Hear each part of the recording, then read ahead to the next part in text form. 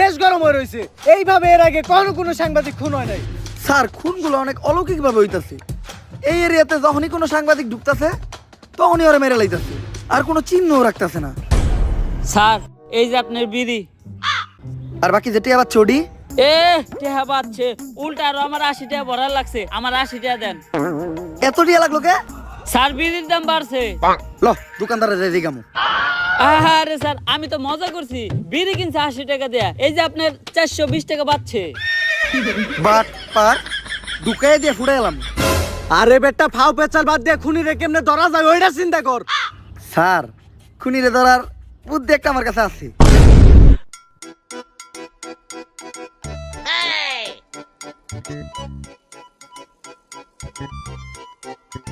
Sir আপনারা দুইজন মিলে আমার এই বলিটা দিলেন।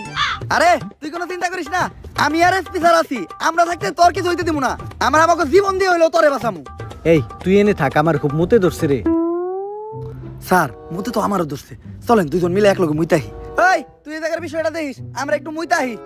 স্যার আপনারা না কইলেন আপনারা আমার জান বাঁচানোর লিগে জীবন দিয়ে দিবেন। আরে বেটা জীবন দিব তো কইছি, মুতাটকা মতো কই নাই। থাক মুইতাহি।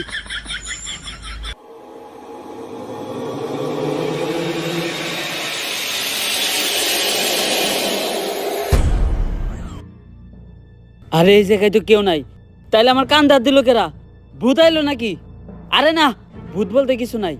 তেঁতুলের আসার টক, ভূতের নানিরে পক পক। কার নানি রে পক পক?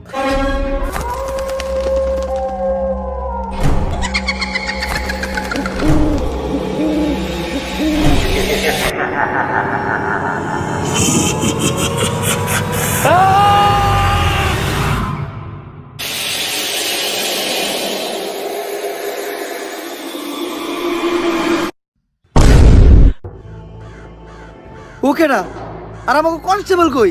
নিয়ে গেছে, সঞ্জনারে নিয়ে গেছে। বাঁচবি না, তোরা কেউ বাঁচবি না। সঞ্জনা আজ থেকে যদি বাঁচতে চাস জলদি করে তারা তান্ত্রিক লালুর কাছে যা, কারণ তান্ত্রিক লালু ছাড়া সঞ্জনারে কেউ আটকাতে পারবো না।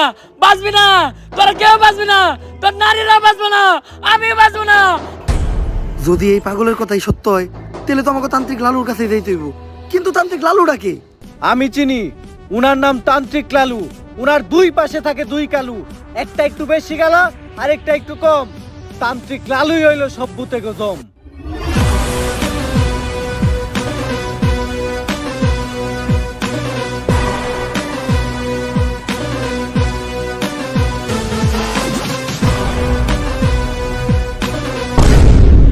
লালু ভাই আমাকে নিয়ে যে বন্ডামি